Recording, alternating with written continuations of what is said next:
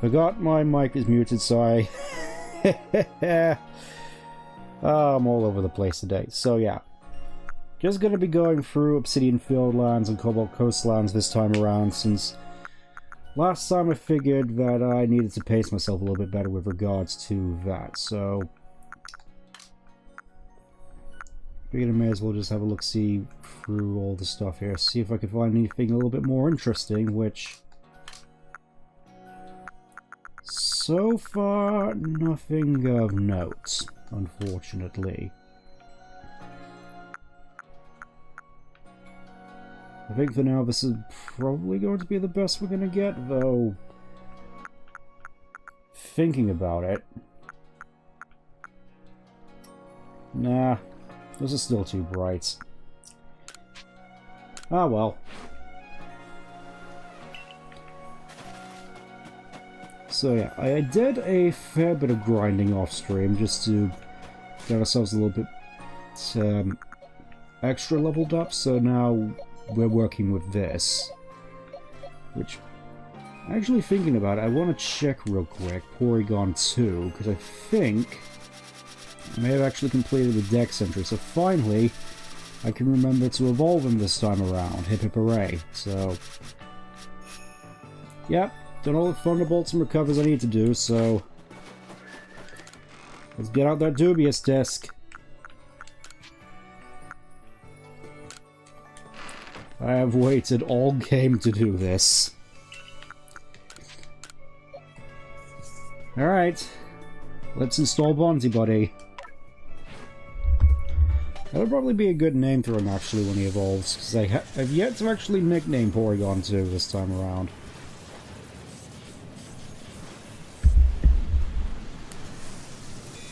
Look at him with this massive eye. Okay, and we can finally see what we need to do with Porygon Z, or Z. So Thunderbolt, Recover, Hyper Beam. Seems simple enough, since, well, that's what we've got to work with anyway. It is one of those weird things, actually, because I remember all the way back in, like, Battle Revolution, if you remember that for the Wii. Going through the strategy guide for it, it kept recommending that you gave Porygon Z Hyper Beam. Then again, it advised you to give basically everything Hyper Beam or Giga Impact, despite them being notoriously bad post-Gen 1. Which I always thought was kind of a pity, because obviously how it worked in Gen 1 where KOing an opponent with it would bypass the recharge period. Obviously, it wouldn't be healthy for the game, but at the same time, it would be cool to just have that high-risk, high-reward option. Then again, at the same time, you could also say the same for Explosion, which I'm still a little bit, let's just say, miffed about. So I think we'll just go for the Wisps first, I think. I don't think there should be too many around here. We'll just go for Nightfall, and I think we'll start off basically in the northwest of the map, because I don't think we've actually been there too often yet. Obviously, though, we'll have to go across to there. To the Spring Path, that seems oddly familiar. Hint, hint.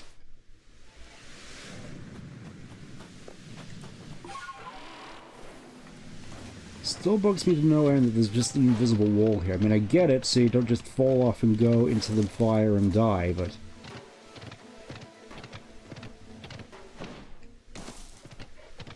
at the same time, it makes navigating this little arena here just that much more irritating, to say the least.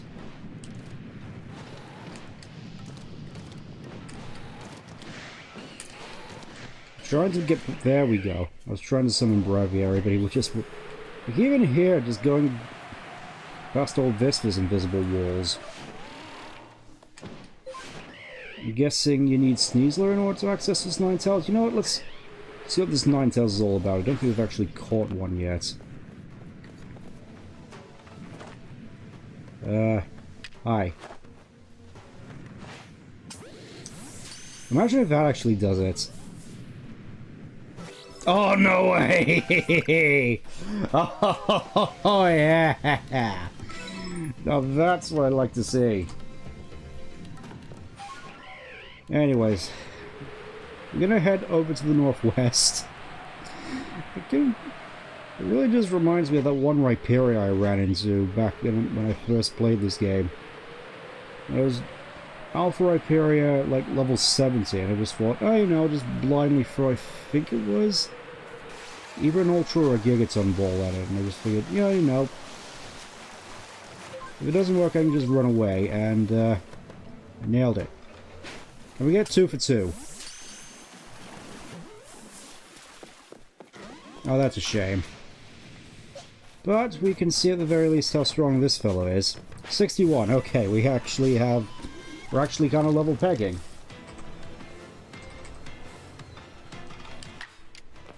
Just need to check if my thing is actually working here so I'm not stuck as this.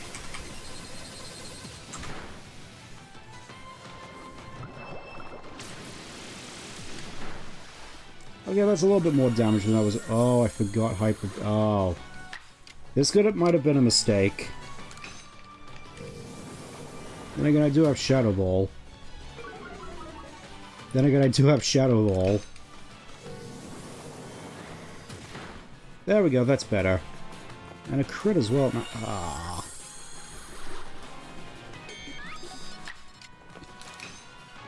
Let's see if we can get another one of those in. They're just gonna... Okay, so I at least get an opening to try for a catch. I'm gonna say, you're just gonna stand there and spam recover again like that one Blissey? This sort of thing is sort of why I'm glad that recovery moves got their, the total PP reduced. Probably should see a doctor about that otherwise.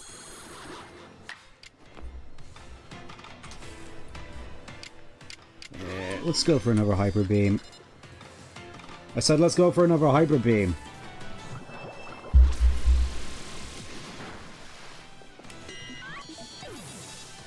Honestly.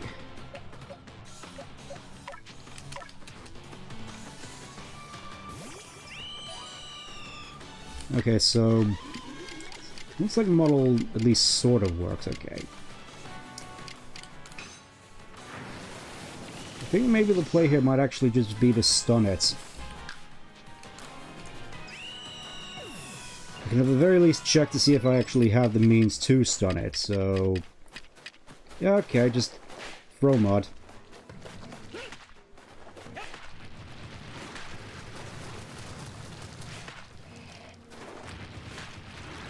I'm at least fairly certain you could stun these fellas. Just needs an industrial number of apricorns.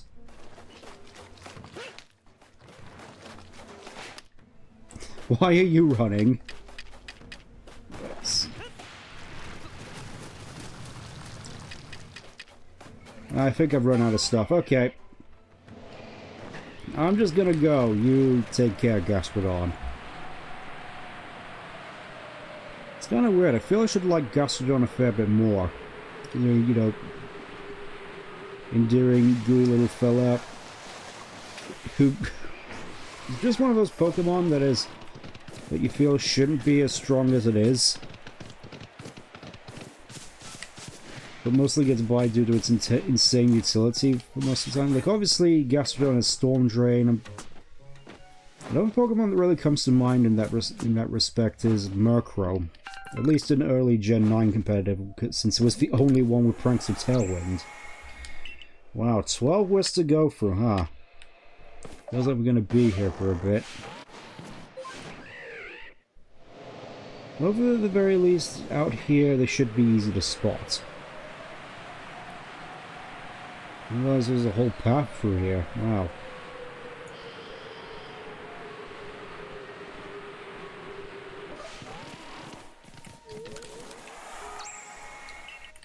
I feel there should be one up here in the infamous spring path. This place was really weird to me back when I played this in Gen 4. On the DS, mind you. It was just like, you're going through the game, you suddenly find this one path which it wasn't there before, and you go through and you find it playing the old Chateau theme, and you're like, what's going on here? And then you go through and you see Turnback Cave, and it's basically just, trying to remember the name of that one cave from Fire Red Leaf Green on 5 Island. I think it was... no, it wasn't Dark Cave. Labyrinth? I think it was some sort of labyrinth. I forget. May just be one more thing I have to check at some point, but... aha! I knew there was one here. 10 left. And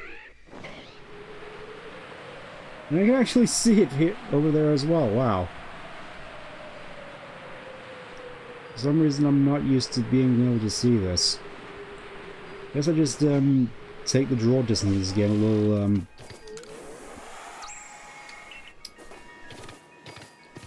I'll say don't give it enough credit. That's the one. Honestly, the area here just makes me miss the glide from Scarlet and Violet, mostly being able to fly. It's one of those things though, actually going back and playing Scarlet and Violet after a little bit.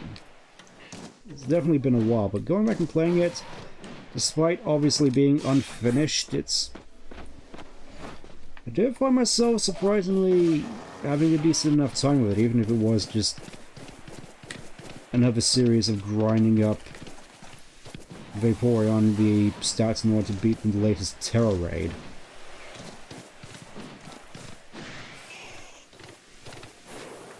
Ah, so here's where you get Growlithes. Okay. Unfortunately, I've run out of stuff, so... guess you're just gonna have to sit here and growl without me. Oh, and an Alpha Growlithe. Ooh, that's pretty neat. I should probably head back and actually reset Nightfall, though. You gotta wonder how everyone else back at the village is coping with this. It's been like... it's been 17 days since all the lords were quelled, and now nothing has changed. No, I'm just gonna see if I can sort out stuff with my model going on here. Hold up.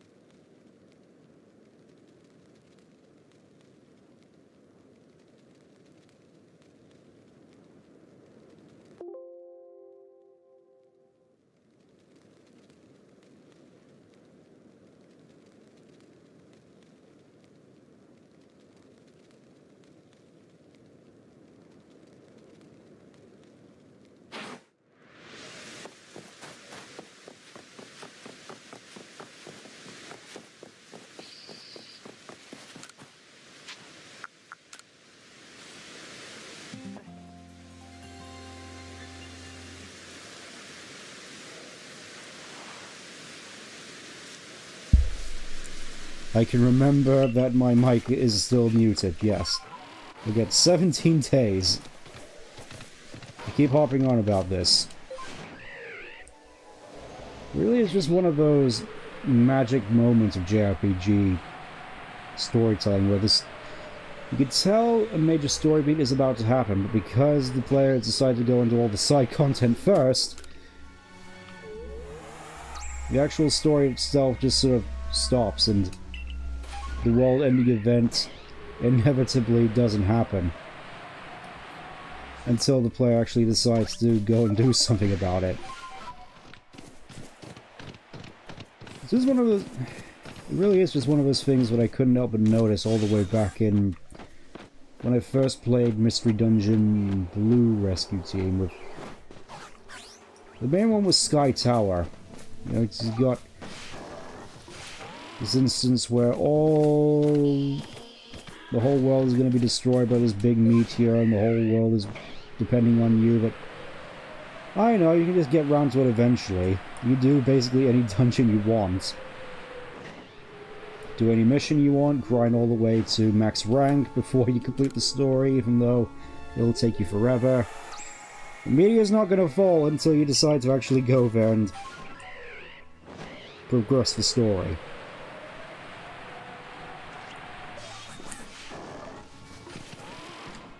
It's going to be fun actually going back and seeing that in effect in Final Fantasy VII when I get back to that. I will admit, that's one which has definitely been one which I haven't played too much off stream, but I want to get back into it. It's one of those instances of a game where I remember what good games used to be like. I know it's kind of sad, but it's true in a weird way. Oh yeah. Once again. Showcasing why Hisui and Growlithe and Arcanine are questionably good. Oh, and an Alpha Murkrow down there as well. I'm not gonna go down there though, because I have a lot of bad memories of Alpha Murkrows. And seeing why you shouldn't actually attack alphas in a pack, because they are... Like, one is manageable, multiple... Yeah, you're gonna need an act from God. I'm just gonna say that, your... survival is definitely not guaranteed.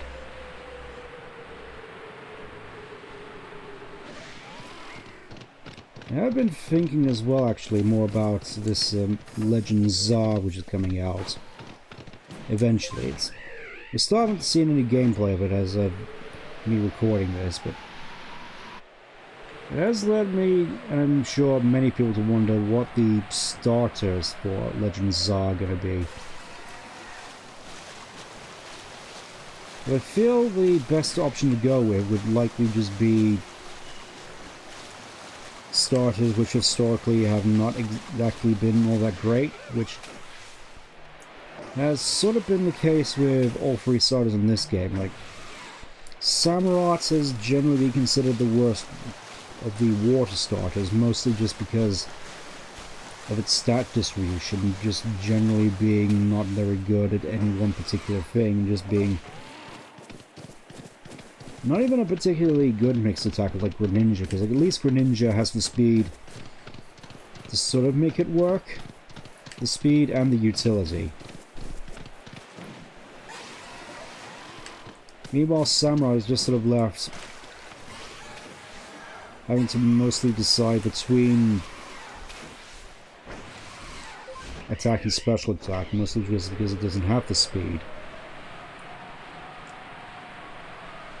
Or even necessarily the stats to actually capitalize on that, particularly its mixed attacking stats.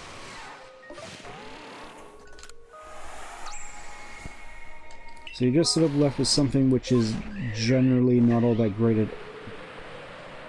anything. Then of course there's Cyndaquil, but then again, being in the shadow of Charizard aside, Cyndaquil is just one of those Pokemon which, you could say the same for basically all the Johto starters, but they're generally unremarkable. And so it goes back to, I suppose, that early philosophy with regards to starter Pokemon, where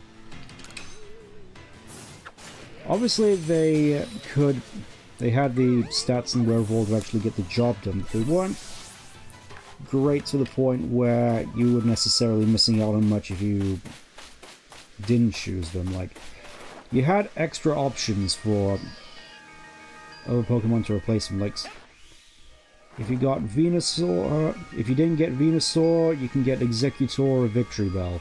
If you didn't get Blastoise, you could get basically any water type in the game. You know, Lapras, Vaporeon, Poliwrath, Slowbro.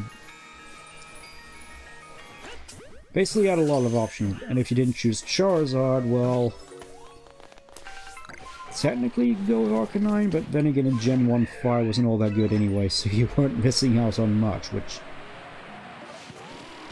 granted, is in itself a little bit of an issue. And it's sort of the same story in Gen 2, but of course, because of how a lot of the Pokemon were distributed, you didn't necessarily get much of a chance to get a good type replacement. I mean, aside from Feraligatr, of course, since you get a free Gyarados, essentially. A free shiny Gyarados with basically access to all the HM utility you could possibly need.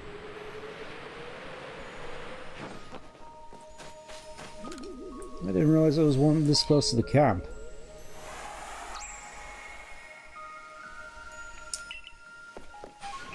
I think we might be getting to the point where I actually consult the map on a couple of these, because I think we got most of the obvious wisps in the area? Question mark.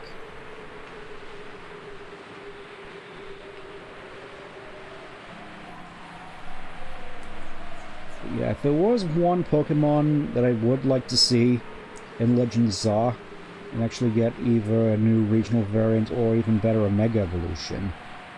Since it is Kalos, and they made a big deal about Mega Evolutions coming back, so it'll only make sense we get some more Megas.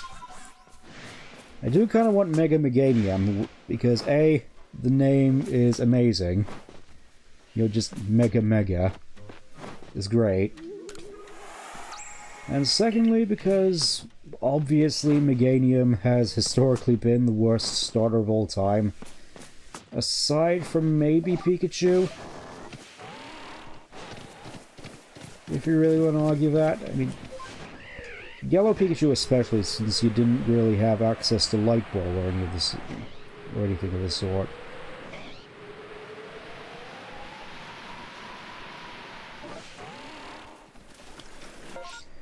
And effectively, you were just left with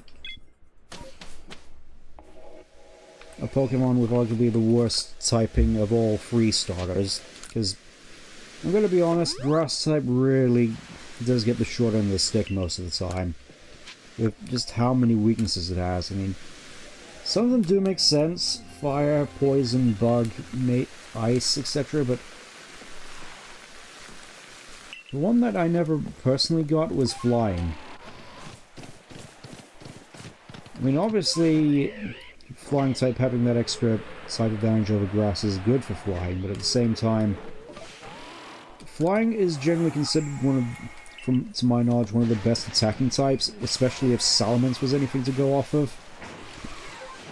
With its Mega Evolution and Aerial Lake Double Edge just nuking most of the competition back in Gen 6 and 7. I don't think Salamence should have gotten the Mega Evolution, but that was still pretty cool.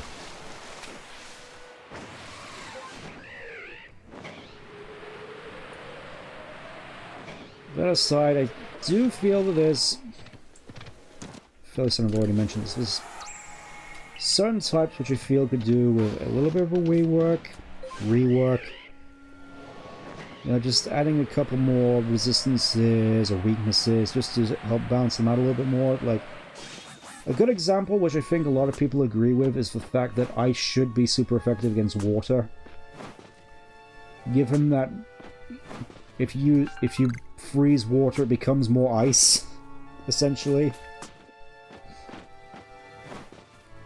I mean, obviously you could have water still be neutrally effective against ice, but it would make sense to at the very least rain water in, since it is the best, one of the best typings in the game, defensively at the very least. Just gives you so much defensive utility. Which is often why, along with Steel, Ghost, and Fairy, you tend to see that particular typing used a lot. Oh.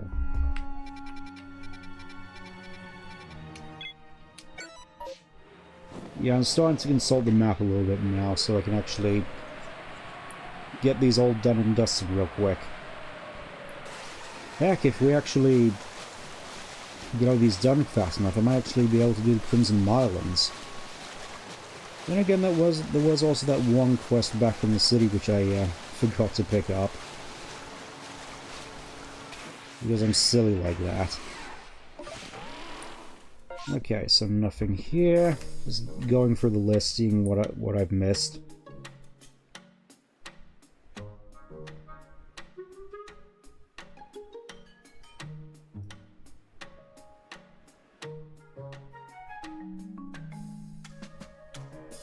Got that one. Got that one. Got that one. And that one allegedly.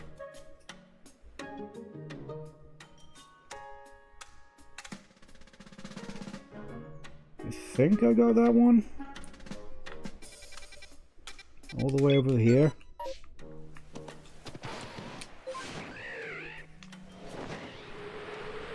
Again, I'm second guessing myself a little bit here at this point, but anyways, with regards to extra typings and such, I feel that Steel definitely needs a little bit of a rework. But it may just be me being just a big Metagross fan and just being sad that Metagross, since Gen 6, kind of sucks now because of just the 2 added weaknesses. It's just... Metagross was so good before, it's just this big, bulky, defensive behemoth which you brought out as sort of a dragon counter, but... That ghost weakness really just did it in, didn't it?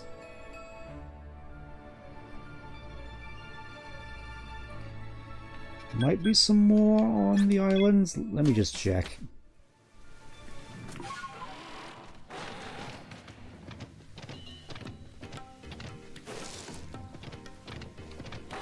Again, just running through the list so I can actually be sure I've covered all my bases here.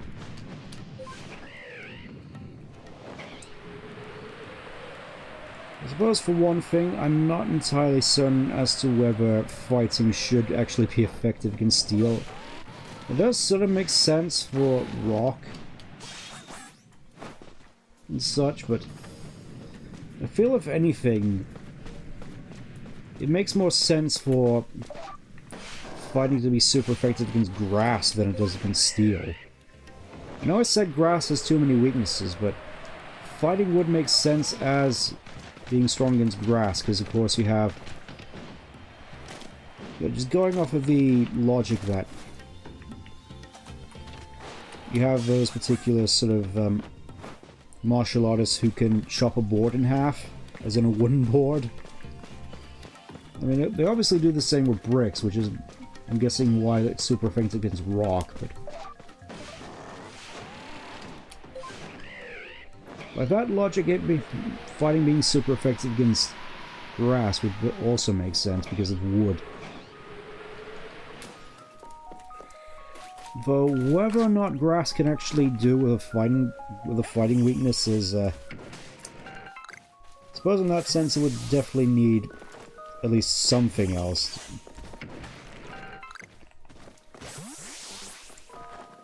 Where it's not just completely defensively moot. Oh, hey Michael, we're just going around collecting all the various wisps in the area. One left, good to know. Where haven't I checked yet? That's the big question.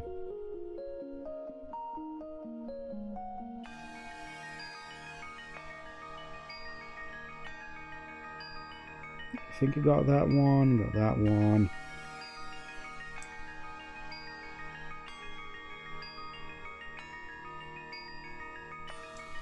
One over there, we may as well go have a look.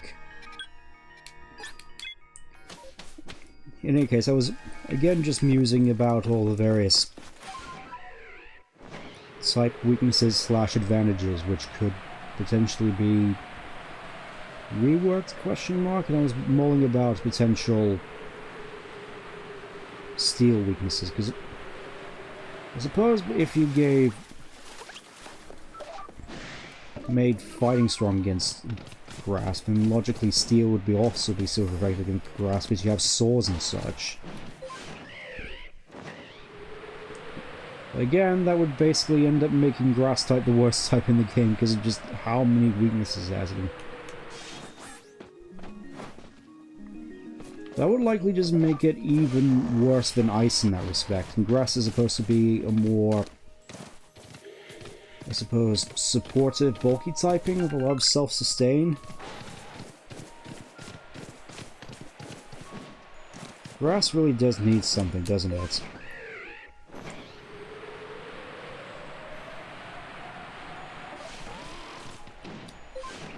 I suppose by that logic, the only really good way that makes sense in order to actually make grass good with so many weaknesses is to give it a lot of stuff that it's strong against. Obviously, you got rock and ground. I'd be one for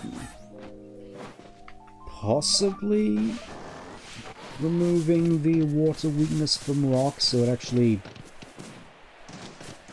has a little bit of defensive utility, because again, rock is just one of those ones which,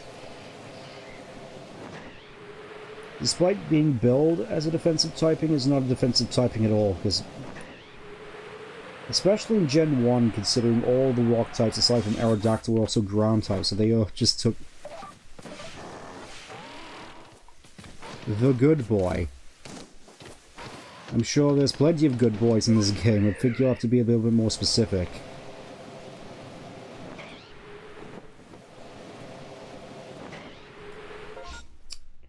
Let me just take another look at the thing.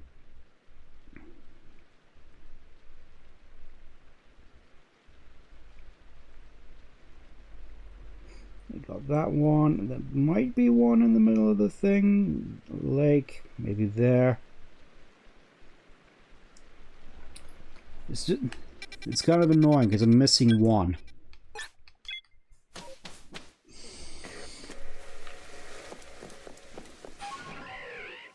I'm just sort of here running around hoping that I'd eventually run into it.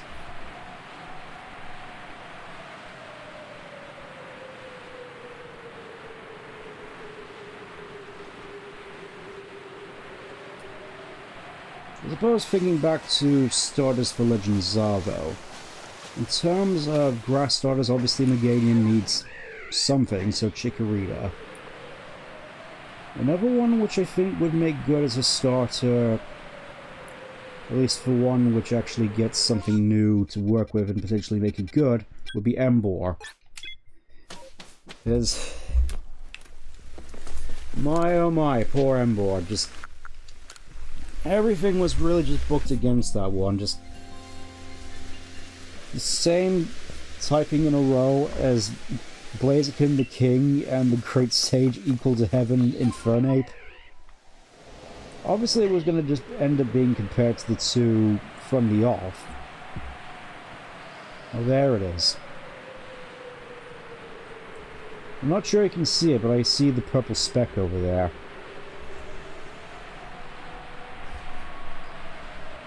It sure got some good attacks, which firefighting is generally going to get anyway. There we go, all the wisps. Now I can figure out where all the verses are now. Hopefully this won't take as long, because I think at the very least there's fewer of them.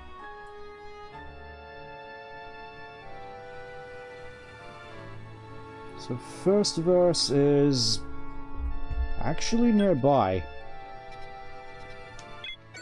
Let's start around there. Suppose it would make sense for it to be a in a place that's relevant to the story. Maybe that was the logic behind these, actually. Just put them in story places and hope that the player remembers to actually use this item finder mechanic to pick up on them. Don't mind me, Murkrow. Old verse free. Sure, we can read it. It'll be interesting going through this next time and actually seeing all these verses in their full. No claws, nor fangs, no strength to claim, no man could hope to hold his own to mighty Pokémon. But bolts of light rained down one day, 10 times they fell, 10 times struck true upon 10 Pokémon. Then to weak man did these 10 turn his strength to be, and all were blessed by loyal Pokémon. Were not these bolts a gift to man? Were they not your almighty grace, great Sinnoh Paragon?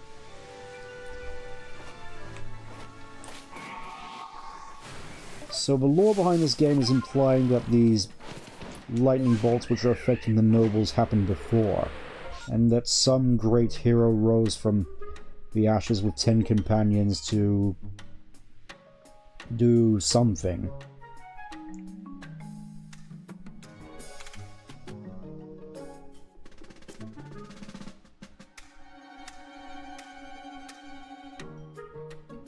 Okay, next.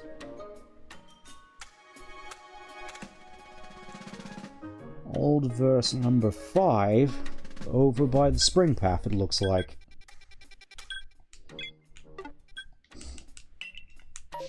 Cannot fast travel when enemies are nearby. Thank you, Murkrow. Actually, I think there's one by this island over here, actually, so we're going to have a look at that one instead. You know, since it's on the way, it would be rude not to.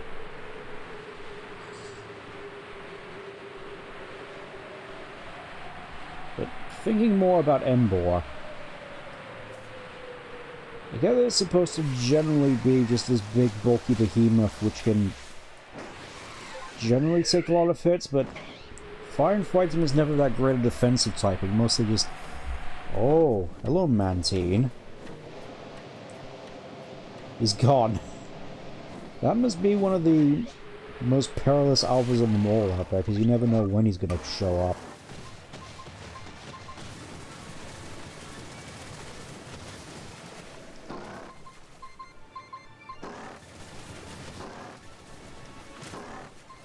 Okay, so it's somewhere around here. Not now, Drifloon, I'm busy. Here we go, this might be it. It wasn't it. I think I'm in the wrong place. Up. 6 FPS Mantine. It's going to be interesting actually seeing how Pokemon games perform on the Switch 2 when it comes out. Because would they really be able to use poor optimization as an excuse for how the next game turns out?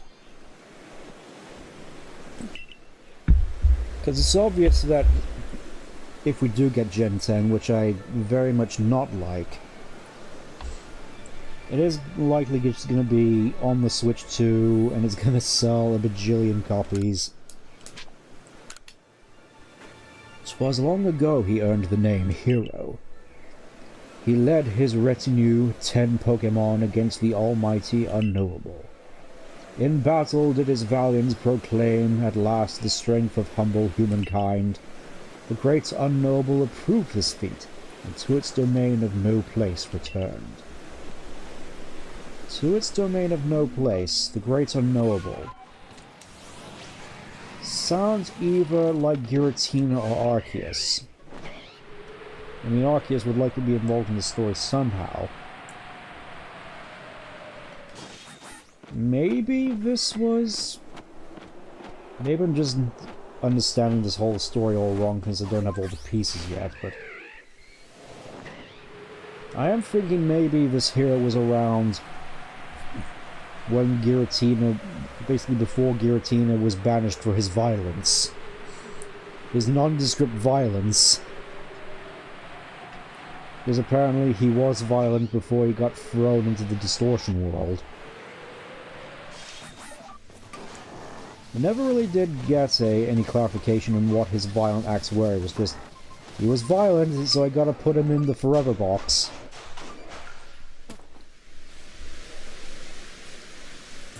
Old verse 5.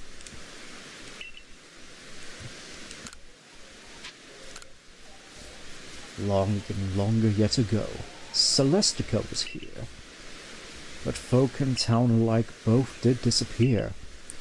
In time came new folks sailing across the sea, called by their love of Sinner. So, Celestica, much like our flutes.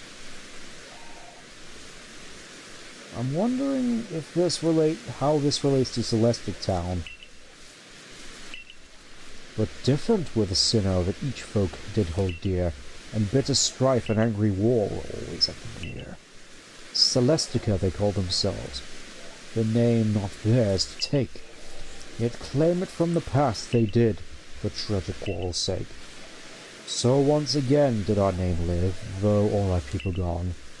But even if the name endures, its heart does not live on. It drowned in the Atlantic Ocean along with Jack. That's the first thing that immediately came to mind thinking about that. It really was one of those things, because it sort of baffles me that there's people out there who just don't know about Titanic. I mean, I do get it, but at the same time, just one of those things which feels wrong to me, like the fact that there's people who were born after 2000. That still weirds me out. Okay. Up next, we're going for unknowns. I'm hoping at the very least this one shouldn't take too long. So it's saying that there's potentially one on the volcano. I'm guessing it's by where Ninetail was. That would make the most sense. Oh, I see it. So, go long, I suppose. I gotta say, this particular pathway looks mighty conspicuous. I wonder if there's gonna be something here at some point in the future. Come on, let's do that again. Come on, I gotta show off my... Alright, fine, I'll use the feather ball, fine, if you want me to. There we go. That's the G. It sure is boring around here. That's another thing too, kids just not knowing about all the old Zelda ZDI memes which we all grew up with. Oh, there really aren't a lot of unknowns here on, in the coastlands. Okay, next one seems to be the two stones, which reminds me, I need to get an overquill at some point.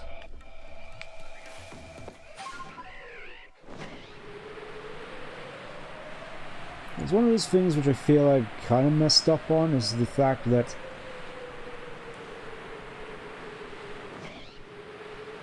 I have been doing a fair bit of grinding off screen, but at the same time I've sort of missed out on some of the new Pokemon you can get. Like, for instance, I ended up getting myself my own Basque Legion on this particular file, but I didn't actually record myself.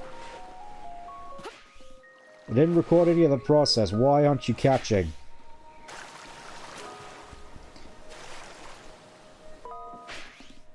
It can't be that difficult.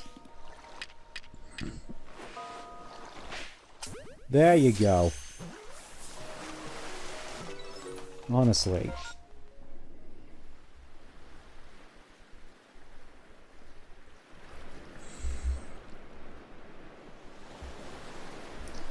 Okay, back to the spring path, it looks like. Just going off the map.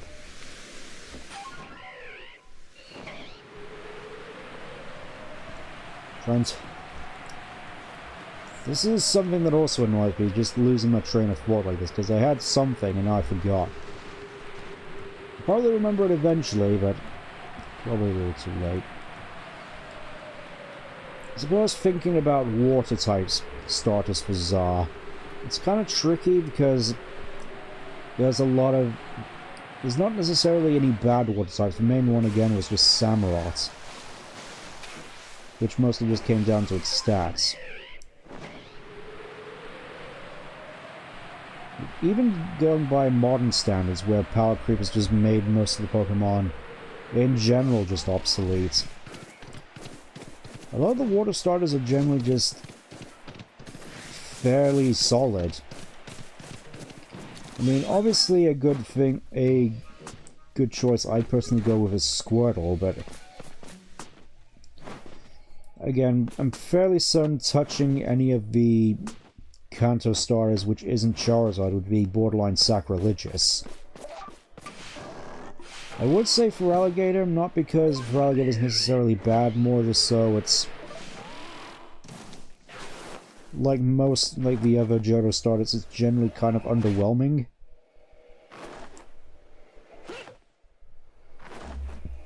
Come on.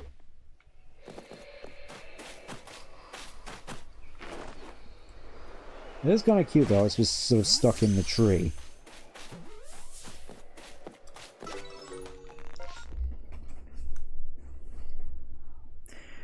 Okay, next. By the grave on the Cape. Oh.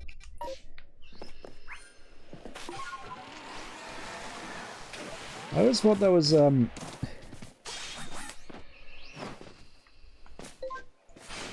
do kind of appreciate that, in all honesty, just the fact that these games are actually willing to acknowledge death again. So I feel that's sort of something that they've been straying away from, at least for a while. Just the fact that these games are actually willing to approach the topic of death. Like, I know obviously back when I was younger, the whole Lavender Tower thing freaked me out a fair bit, just from the atmosphere alone and a lot of the dark undertones, but generally speaking,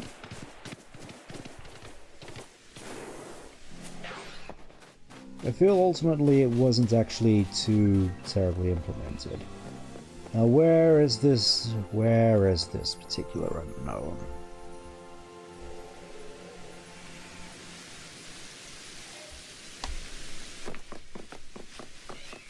I have a feeling he's going to be on this particular outcropping over here. This low texture, whatever it is.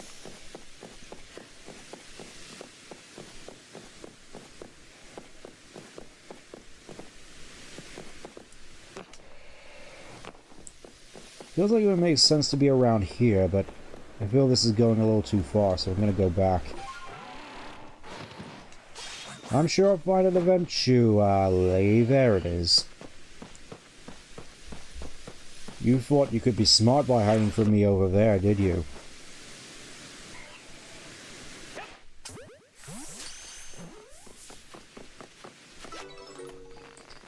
I suppose more ideas for water types. Again, water types are generally quite good. I would say Feraligatr, but we already got a Johto start in Chikorita. And I mostly say that not because Feraligatr is necessarily bad, but more so it's just generally not all that unique and interesting compared to some of the other ones.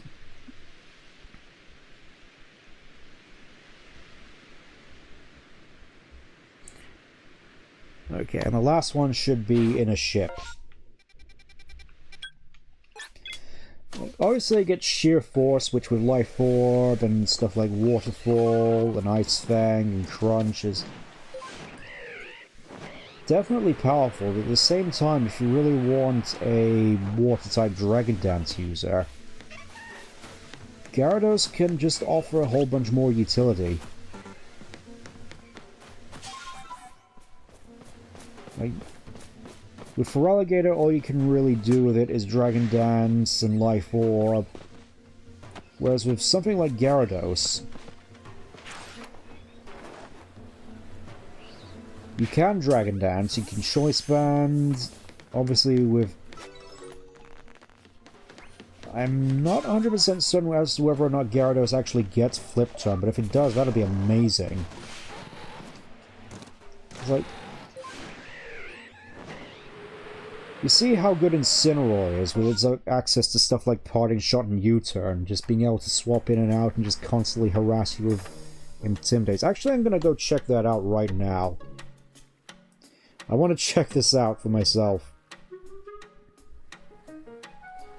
Gonna go for Scarlet and Violet decks. But I swear, if Gyarados learns Flip Turn...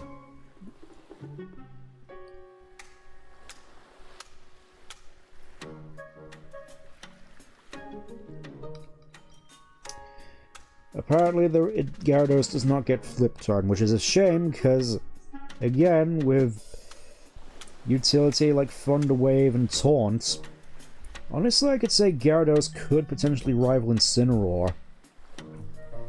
Just in terms of its sheer utility, at least in doubles. I mean, obviously it gets Helping Hand as well, but... I kind of feel it feels like a bit of a missed opportunity to give it Flip Turn. You know, especially given how many buffs they give Incineroar. Like, it's borderline ridiculous. Anyways, I think we got all the stuff we need to get on the coastlands. If we can actually get away and go for the warp.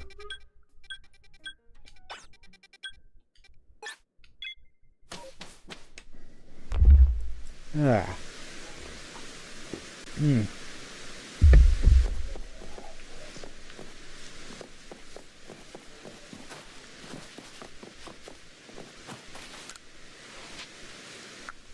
Yeah, I could do a fair bit of shopping just to actually get more feather balls, because I feel I'm going to need them.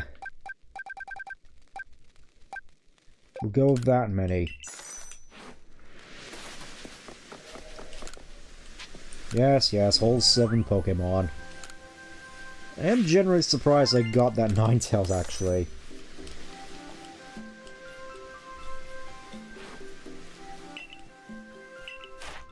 Okay, so still got a fair bit of stuff for Growlithe. Porygon Z, still need to have a fair bit of way to go for him. One good thing, though, which I found out about something in particular,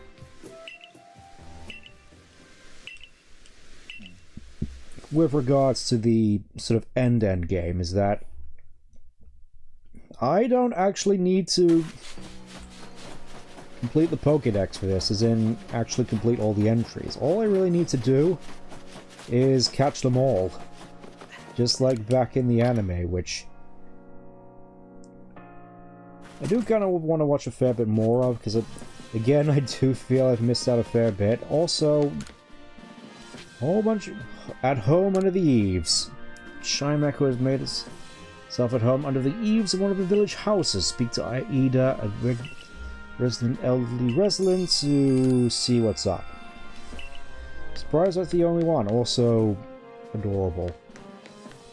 I suppose if there was one Pokemon which would make sense to actually have as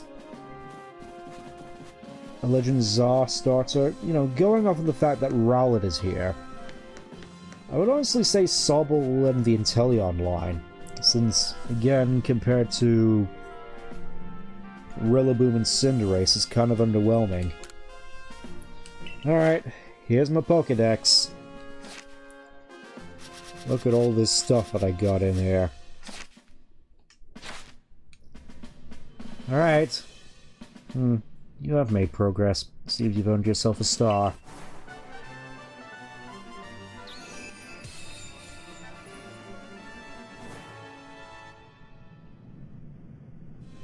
With this, you have officially attained the rank of 8th star in the Galaxy Expedition team. You can now use Jet Balls. Heck yeah. Arguably the best balls in the game.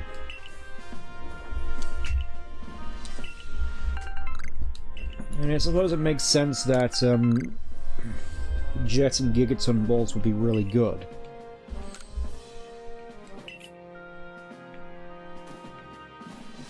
I will admit that Jet Balls in particular I've really sort of gained a liking for in the late game, just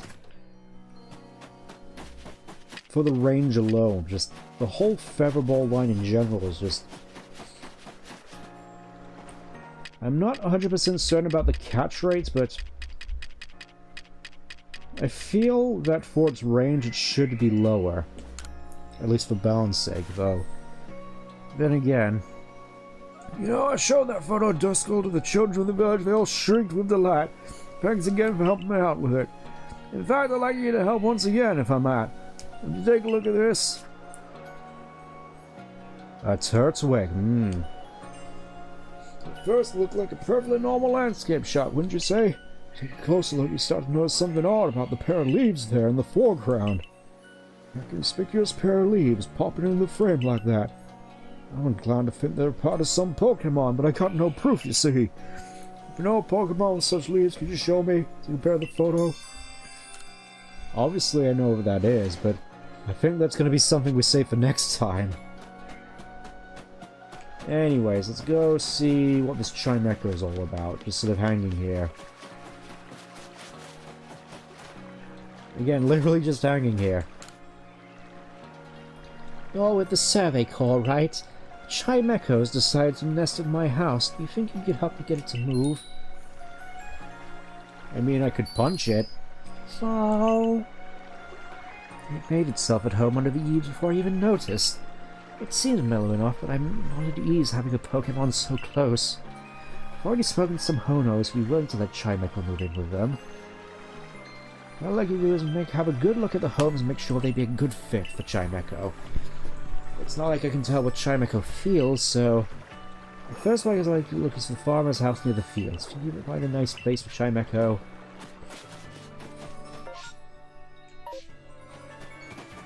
The farmhouse near the fields. Oh, you mean the actual fields you're planting. That actually reminds me, I need to put more mints in. Because I've mostly just been going off the few handfuls of mints that I've been given already. That looks like a farmhouse to me. Oh, you mean... that farmhouse? Okay, what do we get? We get... quiet mints, gentle mints.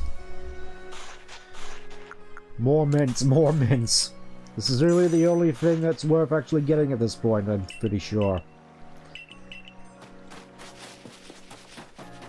I'm just thinking... really the only mints you probably even need in this game at this point, as far as I'm aware, since speed isn't necessarily as big of a requirement compared to, say, for instance, investigate. Let me investigate, game. So... the wind direction seems to be bothering Chimecho.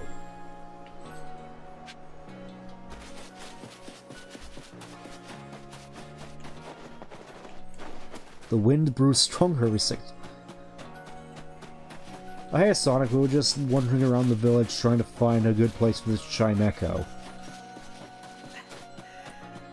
He was already teleported back, see? I didn't even know Chimecho could get teleport. Oh, it prepares the way the wind blows around my house. I like it too, we get a good breeze. So... well then, how about a hut by the sea? The ocean breeze is so refreshing. I know that particular hut by the beach. I feel there was something more to do with it at some point, but... I keep forgetting just how big that particular Buizel is, wow. I don't even think it's an alpha. Actually, probably is an alpha thinking about it. Just probably just wanted to veto that mission as soon as I could. Anyways, this particular old beach house, which I have no idea what it's for. What are you doing here, sir? Let's see what a yeah, that is just the way of things. See the Americas, for instance. So... Chimecho seems lonely since there's nobody around. Yeah, again, what is this shed even for? I mean, I'm assuming it's a shed. I'm guessing just sort of particular lifeboat agreement. I didn't even realize there were bee booths around here. And I suppose it makes sense considering how docile they are. Just...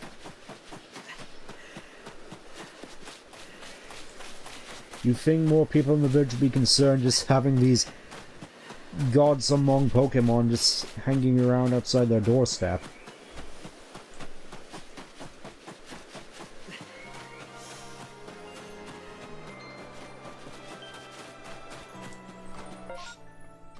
Just checking to see if there actually are any more missions we need to do at the moment. Doesn't seem like it. I was saying that, I reckon there's going to be a fair bit more stuff that I need to do later on. I've noticed it mostly just comes down to me catching particular Pokemon. So I like lively places. It's always great to have some activity around. So... how about the training ground? With the security corps around that place is always bustling. Now we get to see just how stubborn Chimecho really is.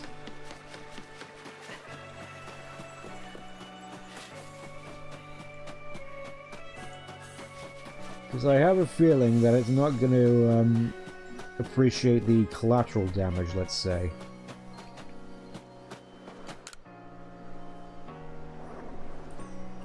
Alright, how do you feel about that? Fun! Oh, shadows. Is that your Chimecho? Why don't you come and train with us?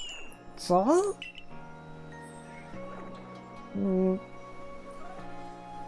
Seems Chimecho doesn't like to battle.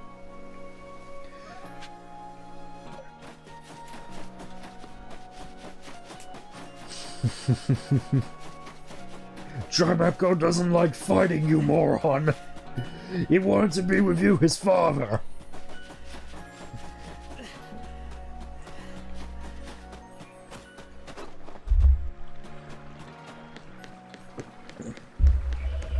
I'm hoping at the very least we're coming up to the end of this. We've got places to be.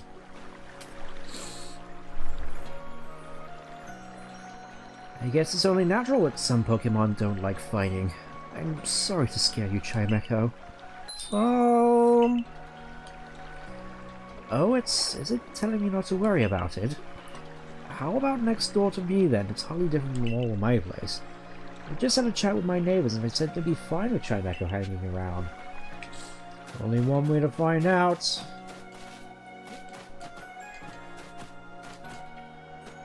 Come on, game. There we go. So... pardon me.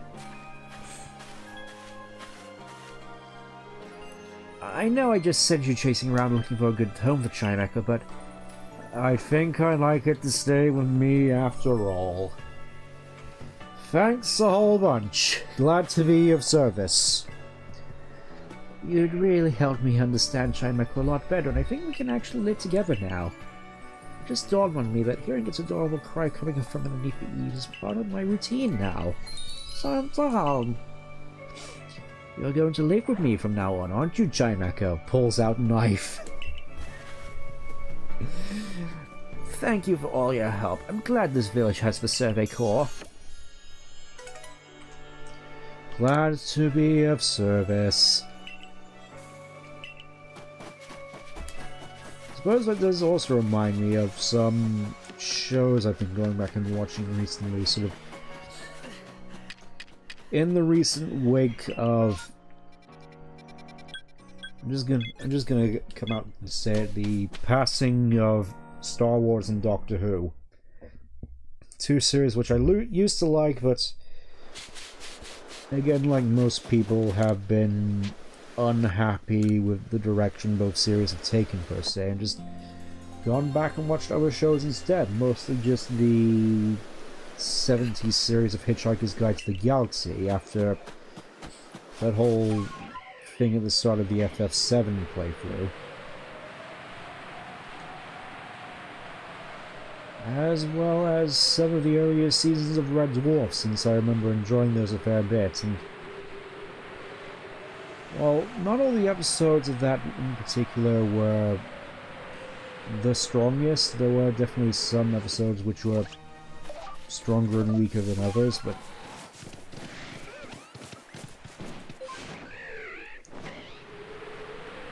you do get this. I do at least get the sense that it's just one of those shows which they definitely had a whole bunch of enjoyment actually making. I mean, obviously you can tell that with a fair few of the outtakes, but even if in some of the later series they ended up recycling a fair few ideas, like I know that they, like stuff like the Ace Rimmer character and the Dwayne Dibley character and the polymorph.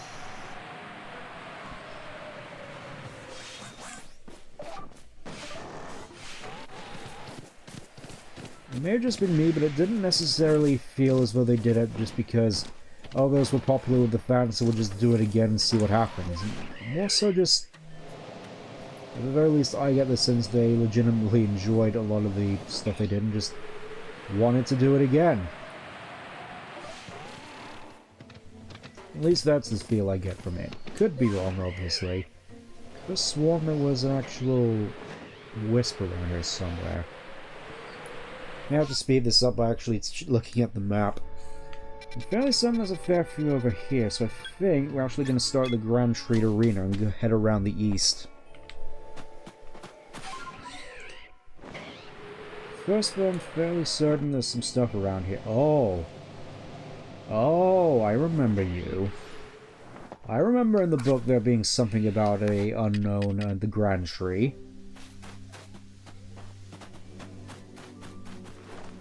Just gotta be sure I can actually get this. Heck yeah.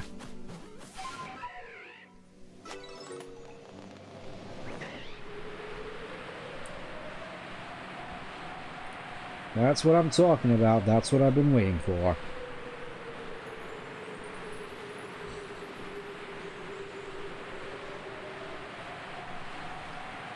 It has definitely been a long while though, so I feel as though at this point I've kind of struggled to pick out a particularly favorite episode of Red Dwarf. There are definitely a few great ones, like obviously Polymorph, the first one, and another one which comes to mind would likely be, oh, Orber Eternal. I'll get back to that in a little bit. Another one which would really come up to mind as a particular favorite episode of mine would be Quarantine, where with Mr. Flibble. I'm not sure if... I feel as though a lot of stuff I say generally is stuff which a lot of people would get. I tend to find that a lot of my jokes are more from material which is a bit more obscure nowadays, which does sadden me a fair bit. Oh. Fairly certain Gajimura has a rock smash. There we go. Another way is clear through Orber Tunnel, which obviously is a version of Orberg.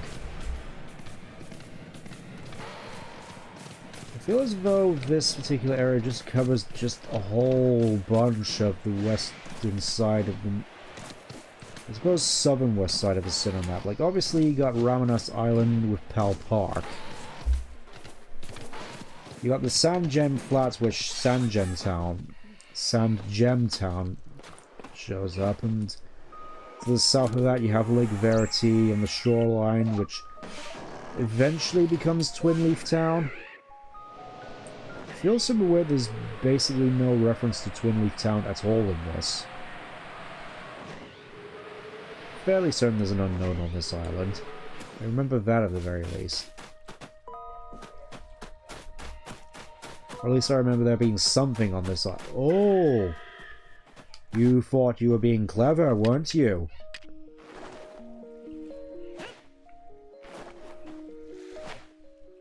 I do find it funny how just a whole bunch of them are just stuck in trees like that. Oh yeah, and Heracross is here. Another Pokemon which I feel has generally gone a little underappreciated in more modern times.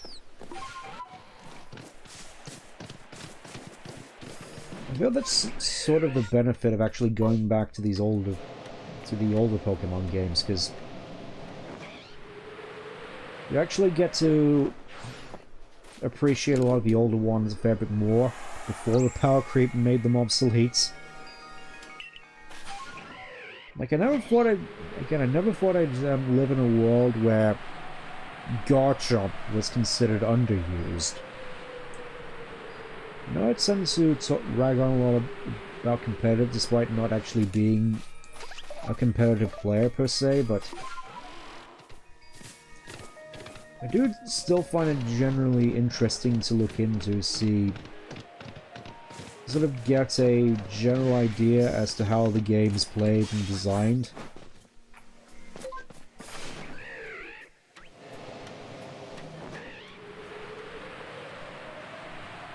And seeing in a way just the priorities when it comes to all the competitive aspects. Oh hey, Flying Gyarados, I completely forgot about this one. Ultimate proof that Gyarados should in fact learn Fly. Kinda crazy that for the longest time Gyarados' best flying stab option was Bounce.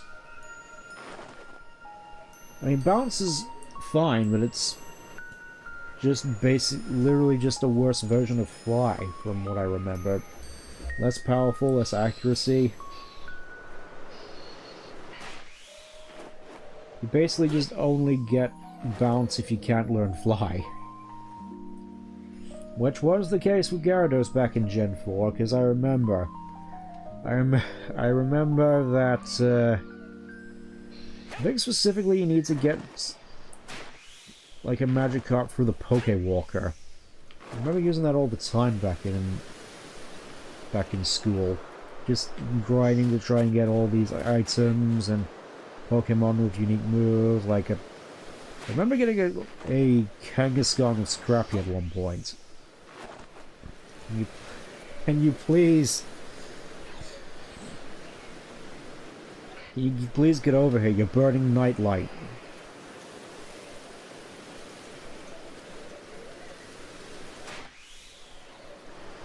You know what, never mind. I was gonna try and catch you, but we're burning Nightlight.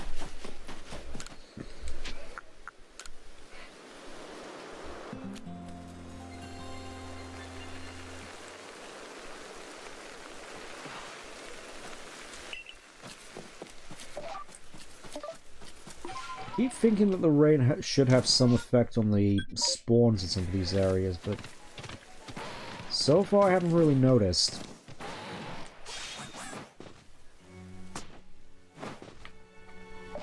I suppose that's one thing which did also annoy me a little bit when going back and playing Scarlet and Violet.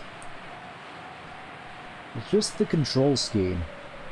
Because obviously in this game you bring up the map on, like, you bring up your menu with up on the D-pad, Pokédex on down, cycle through all your ride Pokemon with left and right. Select button to bring up your map, start button to mount and dismount. And then when you get to Scarlet and Violet, your entire control scheme just changes.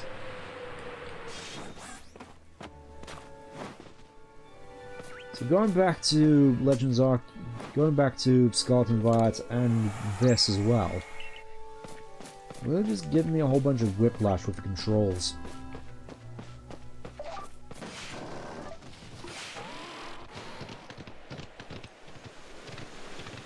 Again, playing more of Scarlet and Violet really just made me want to play more Pokemon games in general at some point. Ah, I remember there was an unknown around here.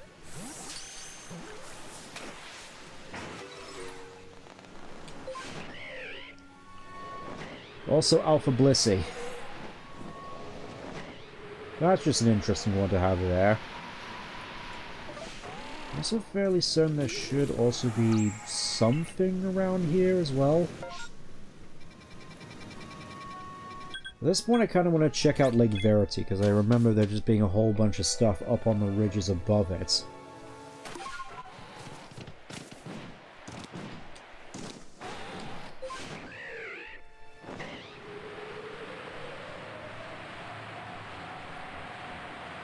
I was thinking about the prospects of Legends are a fair bit. I know I already said a whole bunch of times that I had a fair bit of weird nostalgia for Gen 6.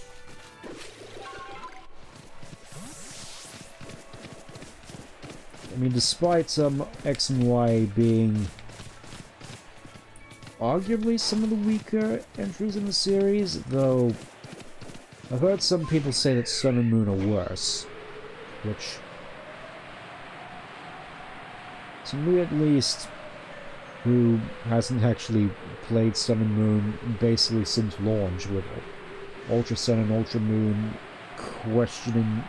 having me question everything I cared about in the series. I mostly just remember Sun and Moon for its story being pretty good. Oh, I completely forgot there was a Togekiss here as well. I want to try my luck with the Togekiss, actually. Hold on. Conveniently, we also get a thing here saying use feather balls for this, because that's the only way you're going to actually be able to catch it.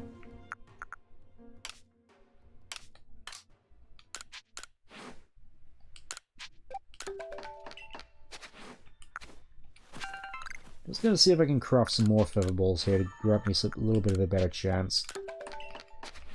I do at the very least want to get Togekiss. At least at some point. Just gotta track it real good. There we go. What's funny about Togekiss here is that I'm fairly certain with how you can basically Skyrim your way up certain cliffs with Wire Deer. You can get up here basically once you get Wire Deer, and potentially, if you aim your Pokeball just right, potentially just get Togekiss that way. I've seen it happen.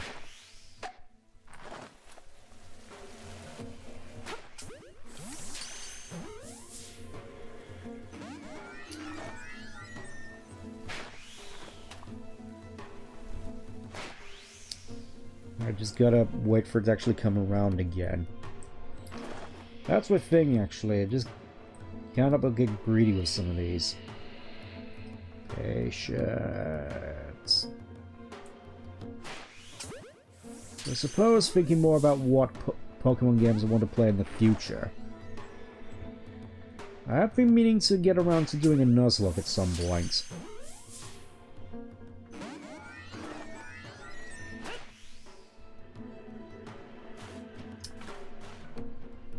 I was thinking potentially Sapphire. It seemed like a fairly safe bet. Though there's that whole thing where would people even be interested in Nuzlocke, considering how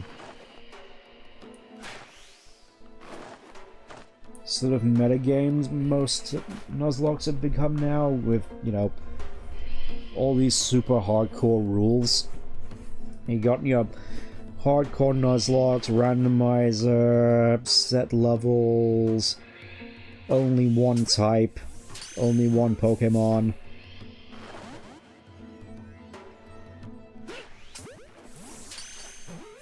It's a sort of thing, really, where you can't help but wonder whether there's even a place for, like, the standard Nuzlocke anymore. So, from what I hear, it's actually kind of ironic, considering Nuzlocke were made just to sort of step away from all the metagaming and treat Pokemon as actual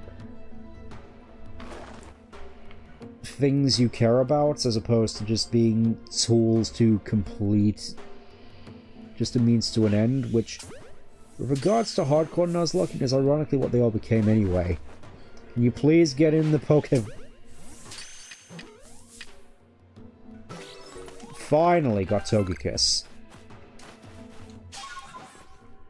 It's crazy as well, because historically I've generally quite liked Togekiss, even though it's notoriously a pain to fight.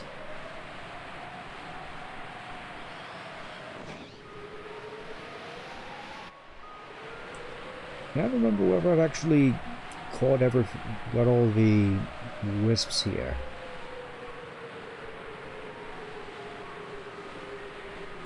Admittedly, I don't want to spend too much time anymore just going around catching stuff, since Obviously, we're here for all those goods. All those wisps, all those verses, all those unknowns, so... feel I kinda gotta step it up a little bit. Also here's Snorlax.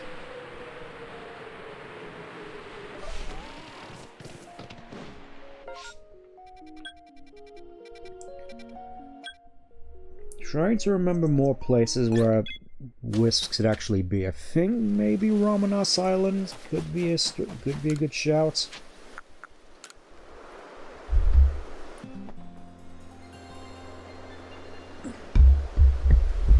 As more time passes, with everyone saying the world is ending and yet it doesn't.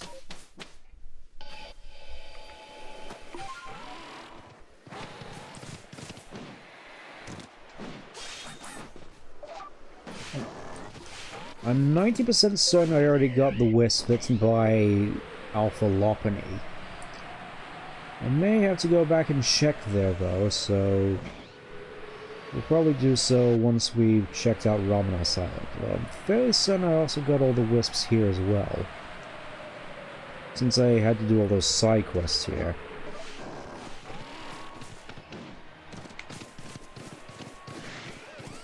Don't mind me, don't mind me.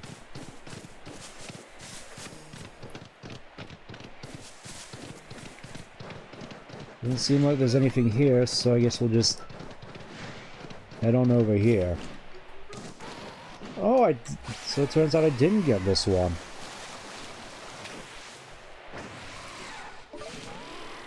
Still though, it turned out that Alpha Lopunny was shiny right there. I would have been miffed. As I've been trying to shiny hunt Alpha Lopunny for ages with no luck. I've tried going for alpha outbreaks in the post-game, which is something I'm sure we'll see in the future, but had no such luck at even finding a Lopunny outbreak, or a Baneri outbreak for that matter. There's generally zero luck on that front.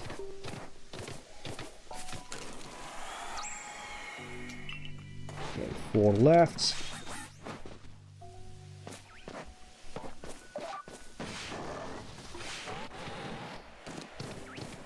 I think now might be the time I actually break out the map and see which ones I'm missing.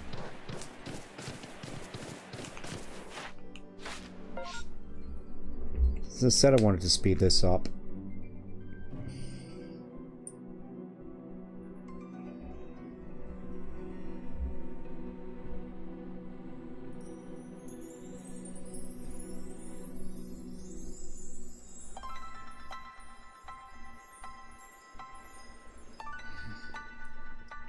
Oh yeah, I think there might have actually been one at the start here.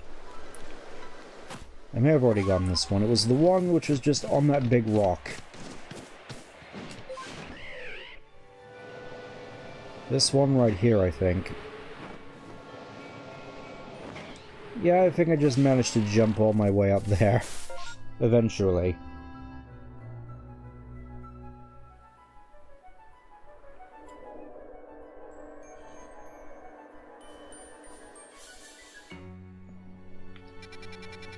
Apparently there's one over there.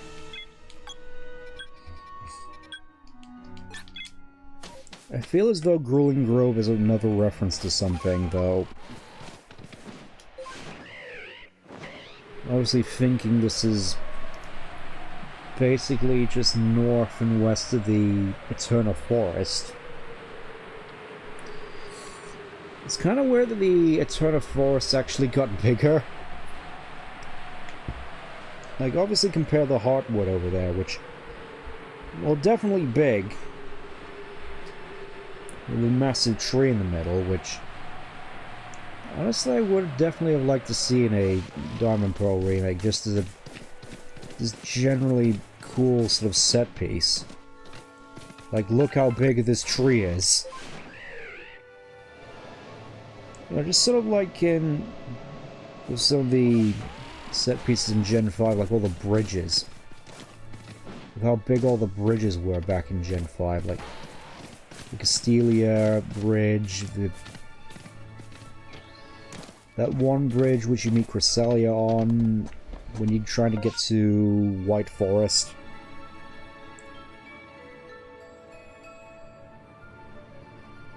A fair few of these I'm pretty certain I'm only slightly remembering.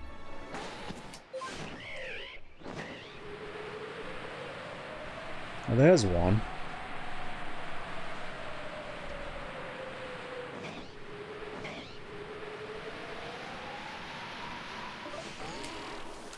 Okay. 3 left.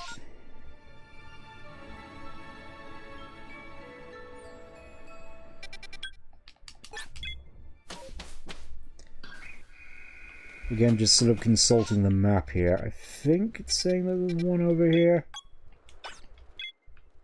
No idea why I'm putting stars.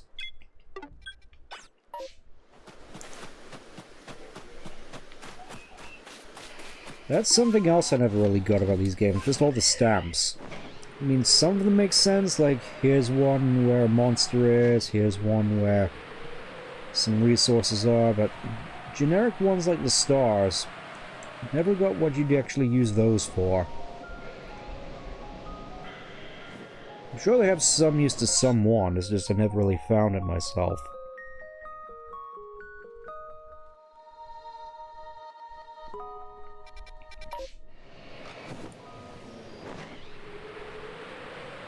Okay, saying it's somewhere around here, where there's chimchars as well, wow.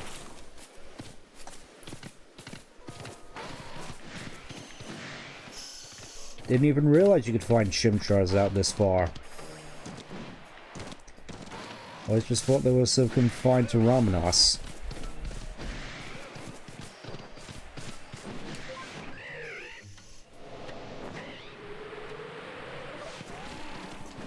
Suppose that's another thing as well. I do have Shining Pearl, but I'm not certain as to whether I'd actually want to play it, since... mostly just for principal reasons.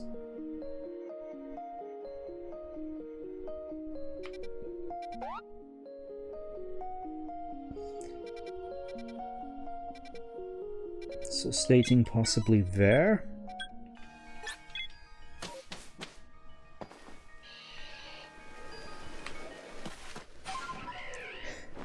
Immediately I just look up and there's another one there. I mean, it's a fairly obvious spot, it's just... it didn't really occur to me until now. Okay, 2 more left.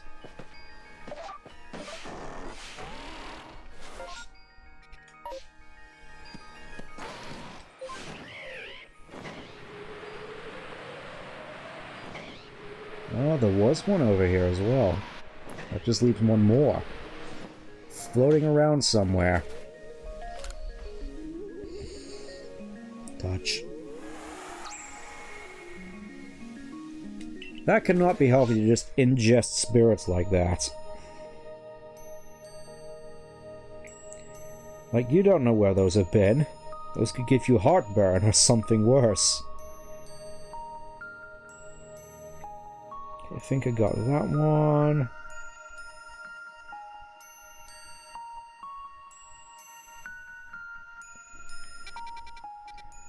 I don't think I've checked over here yet.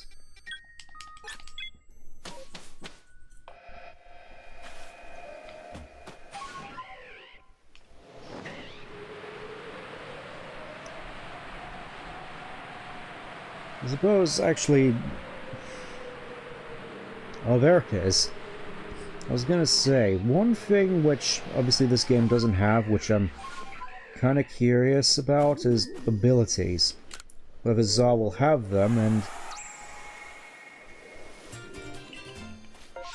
that actually does remind me of something else I'd been thinking about with regards to Legend Zah. That being the Kalos starters.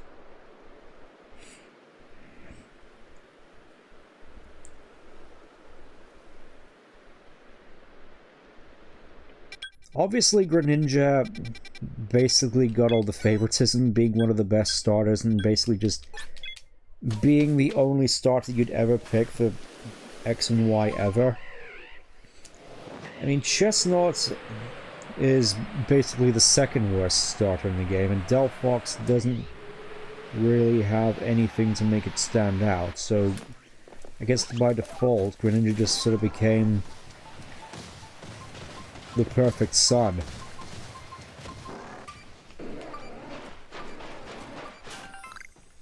And while obviously I would definitely like to see Delphox and Chestnut get something to actually bring them up to bat with Greninja.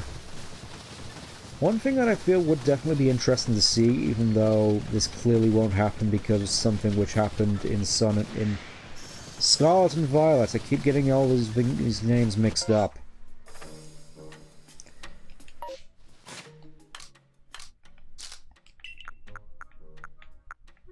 Okay, so I've got 14, so 15 should be over there.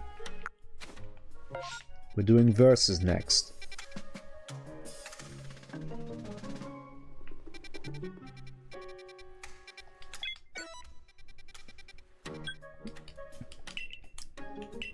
Anyway, so the main thing which I feel would be interesting for Delphox and Chestnut to actually get, if you weren't going to give all the color starters Mega Evolutions, which, honestly, in hindsight I'm kind of baffled they didn't,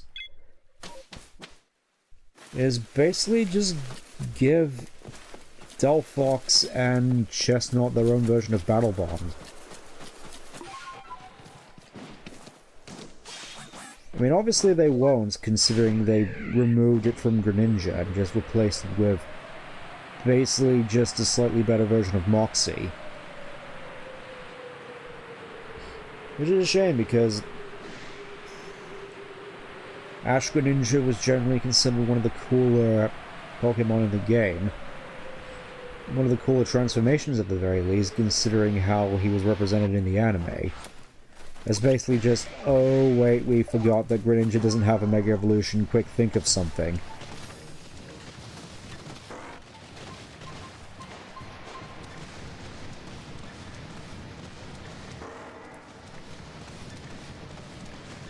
I'm not sure if this verse is actually here, but I suppose it's worth just sort of sniffling around anyways. I think it actually might be in the tunnel. If the camera would actually work with me. Camera. Camera. Camera! Please!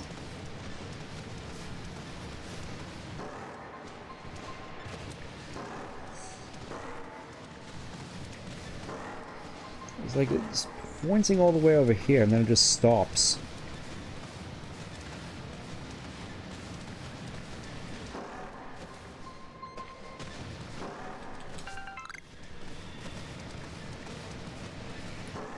That we get over here, it just goes into the wall. I'm guessing it's just above the tunnel. That would make sense. It's just like that other verse we came across back in the Icelands. Oh, nice! It's right next to Blissey as well. Kinda weird that it's hanging out with a bunch of Machokes, though.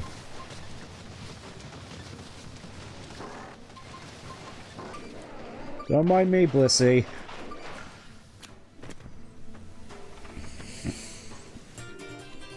There we go. Old verse 15. Yes, I would like to read it. The flow of time never stops. The past, future, and present. Space is ever-expanding dimensions. Our spirits, too, are a space.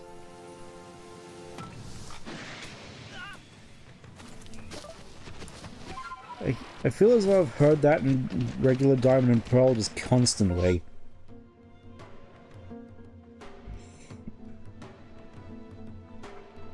Okay, so 80, so 17 and 19. Looks like there's one on, again, Ramanas Island, so we may as well just round this off by heading over there.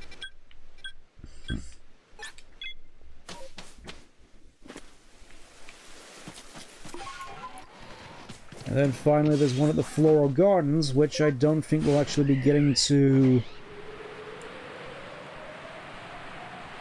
at all this playthrough, because again I don't have a copy of Sword or Shield. Not that I want them, thank you very much. I'm going to say that, but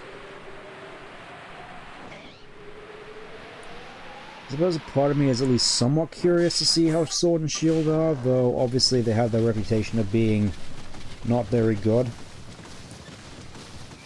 And being sort of the flagship example of Pokemon Company and Nintendo's, at the very least, questionable business practices.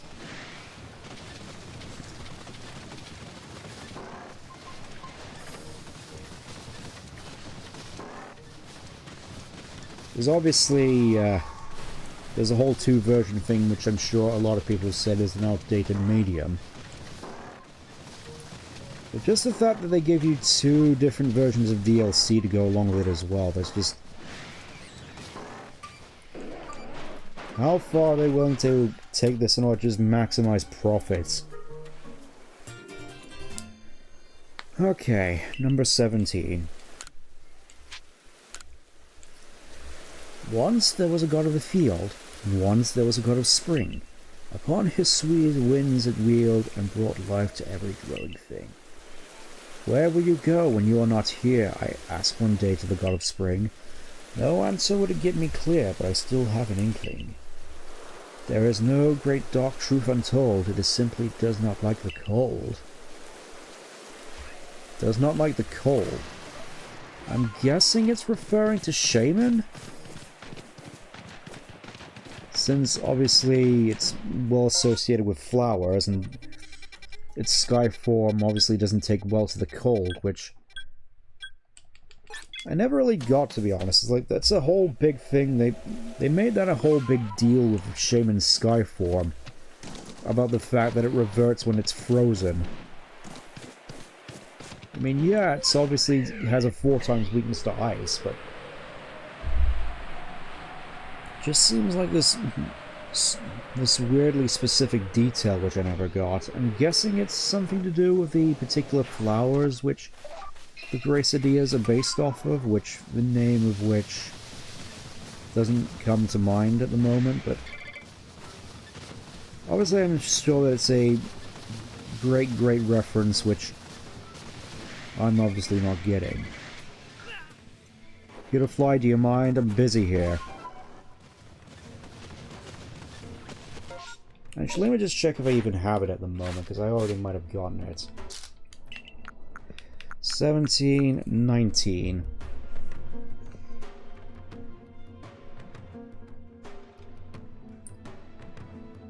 Oh yeah, I already got this one.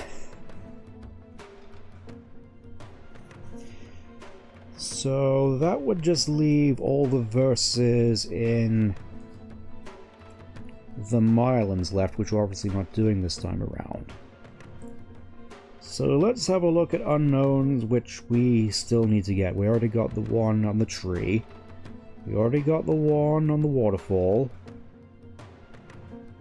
We already got the one on Lake Verity.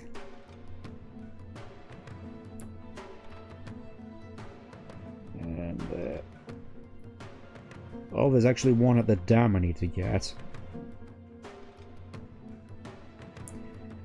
Let's see, one on the Grand Tree, and... huh. I think the dam is the only one we might actually need.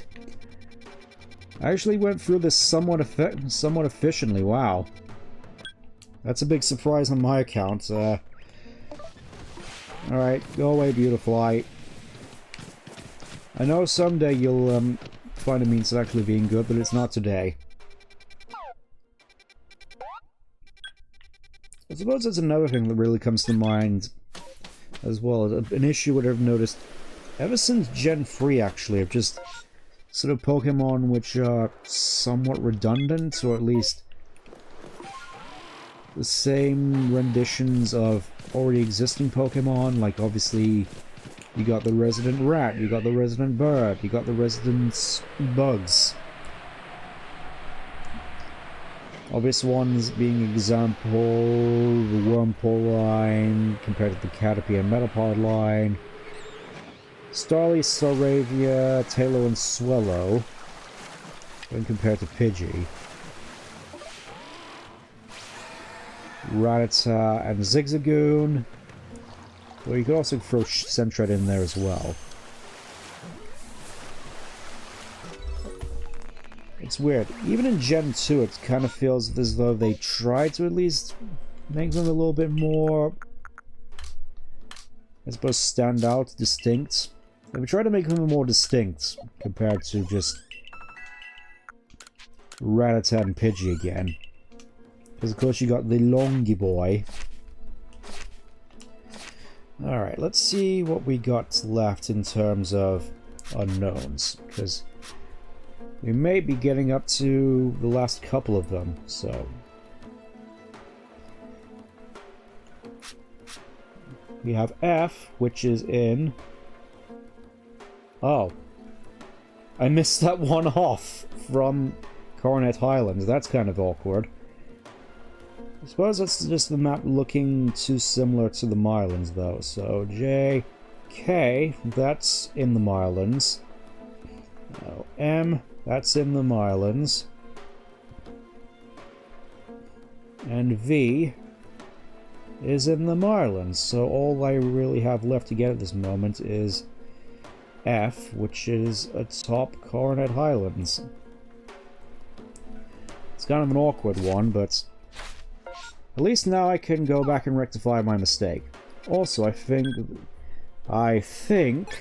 we're basically done with the field lands, aside from any quests we may need to do here. Let me just double check all my verses. So, verse 1 and 2 are in the Mylands. Oh, verse 4. I need to go back and get that one. 6, 7, 8, 9, 10.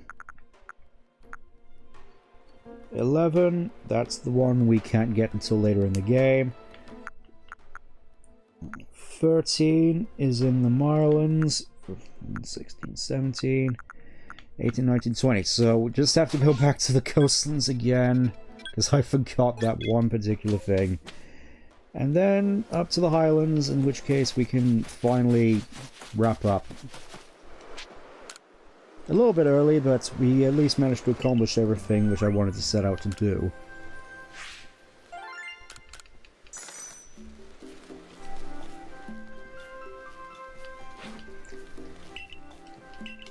Most illuminating, yes, yes, yes. Investigating a chime echo settled in a human home. Adorable.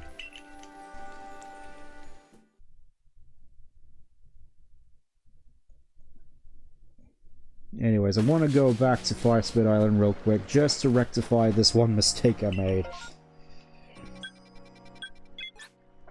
I never mentioned this before, but I do definitely like at least the art style of this map. It still looks... It's definitely Sinnoh, but still looks really, really distinct. I feel like I kind of have to compare this to the actual proper map of Sinnoh to actually compare. Mostly just the hand thing, if anything.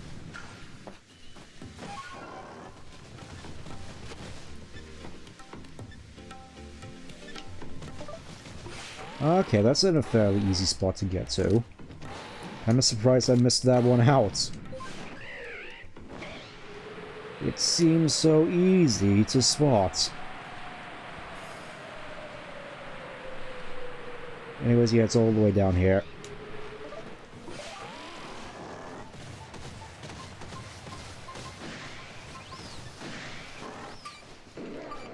Is it under this tree, I wonder? Yes, it is. The last verse we'll be getting today. Old verse 4. I'm surprised I missed this one off. 10 Pokemon. The ancient hero's loyal retinue. I'm at least assuming that's pronounced retinue. Though these companions are now gone, their noble duty passes on to generations new. The people thank the 10 Descendants for their generous toil, by lining vessels built to last with water clear and choice repast before the arena's spoil.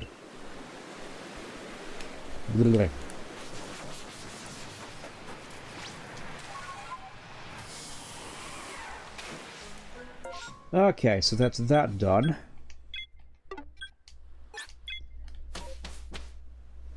I suppose since we're going to the end of this, I may as well go into a little bit as to why I was a little bit late. It was more so just a few hours on my account. We ended up having dinner a fair bit later than I was anticipating, and I figured, oh, you know, I have enough time to go for a walk today, so I may as well go out for a walk. And I'll have plenty of time to come back and get everything set up, which obviously I didn't, as I was out for 45 minutes, more or less, and I thought... basically just mistimed it. Is a good way of just putting it. So, Ancient Quarry is where this one is set up.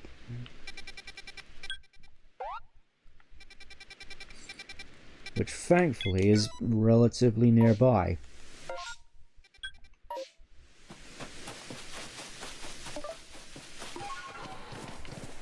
What makes things extra annoying for me, at the very least, is...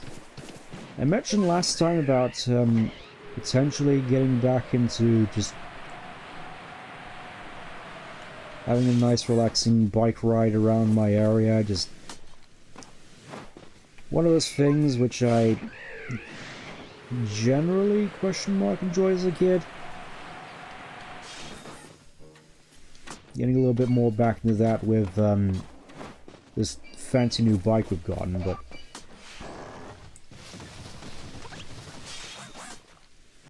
earlier in the week, I was just going along, same as usual, going a decently long route, a couple of miles at the very least, just make an afternoon out of it. Nice to just get out and not be in the office for a little bit, that sort of thing, and just going along, and all of a sudden, just going by the local express. Oh, that's a I was gonna say that's a volcano. I think that's more just due to nearby Pokemon.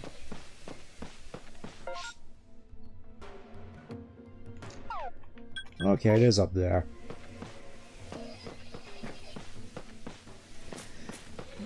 Anyway, riding along, going alongside local convenience store, and all of a sudden, the ride just gets incredibly bumpy, so I stop to check the wheels, see if they're damaged, and I only go down to check, and I end up finding just this massive nail sticking out of one of the tires. Of course, not entirely knowing what to do in this situation, I just ended up slowly pushing the bike all the way back home, which was about a mile or so.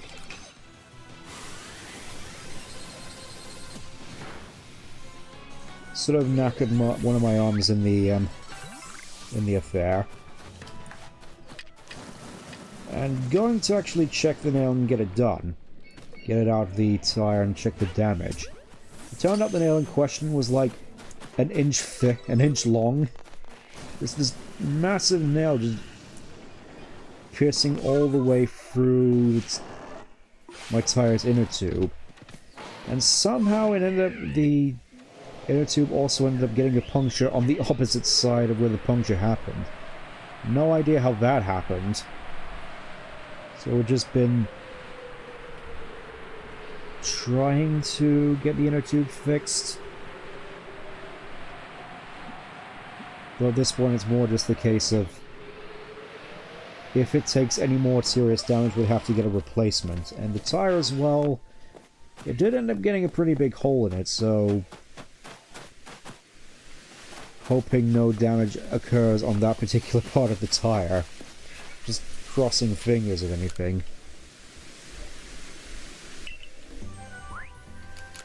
Okay. Now we get to sort all the unknowns out. Yeah, let's return to the village. I think we're done here. So with any luck, by tomorrow the inner tube should be ready to actually fit back on the bike, and we can actually see if it works. Which does remind me the lining of the wheel as well. Not the wheel itself, just more sort of the, I suppose, padding. Also ended up getting pierced pretty fiercely, so we had to just sort of cover that up with tape. They're not sellotape, obviously, like I suppose proper, like, black Scotch tape.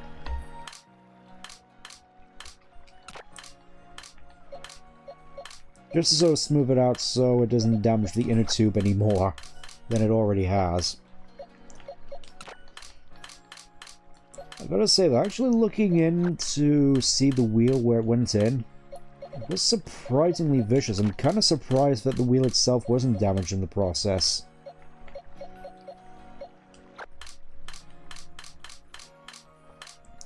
Anyways, let's see what we got here. We got... that's a G. That's the N. Obviously the first part of Exodia. Q. That's R.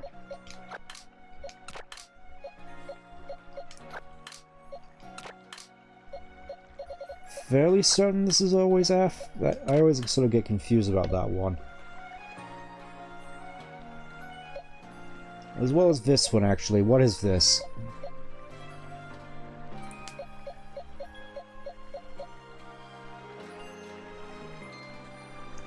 I may have to actually check which one that actually is, since that's a particular unknown which I can't always remember the name of. I'm pretty certain it isn't Z. That's E, obviously. That's X.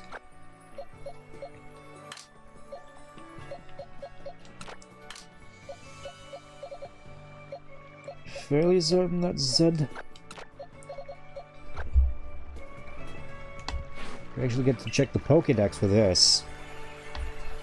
What order should these unknowns be in? So... oh, that's G. Okay. And that's B.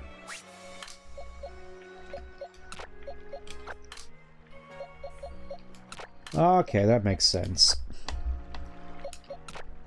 So now we're just missing K, M, and V. If I'm remembering this correctly. I mean, obviously got the first one you get on the tent. So yeah, just 3 unknowns left, surprisingly.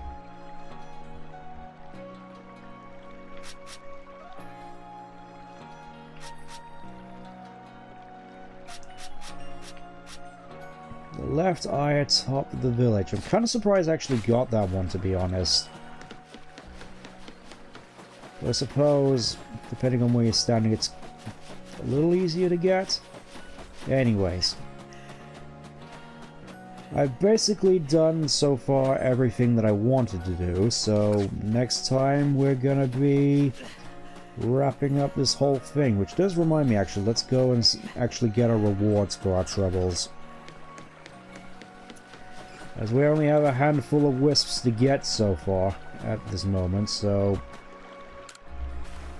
94 wisps. That leaves 13 more to find. So we get 3 Seeds of Mastery, wow. And extra large XP candies. Imagine if we actually had these back in the earlier games. We'd get them mostly just here to make grinding up to max level easier for competitive, but they really do just break the game. Like, I've heard how massively powerful these make you in Sword and Shield.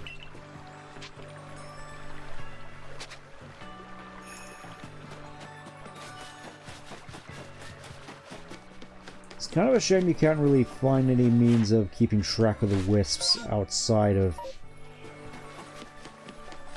just keeping track yourself. I'm led to assume there's 13 just left in the Marlins.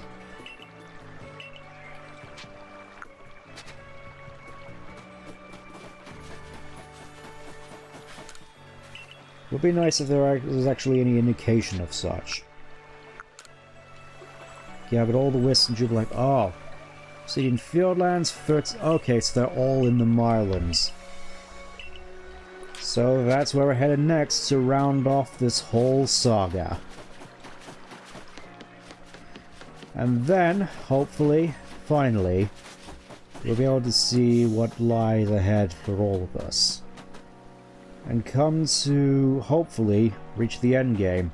But until then, I'll see you then. Take care. Bye-bye.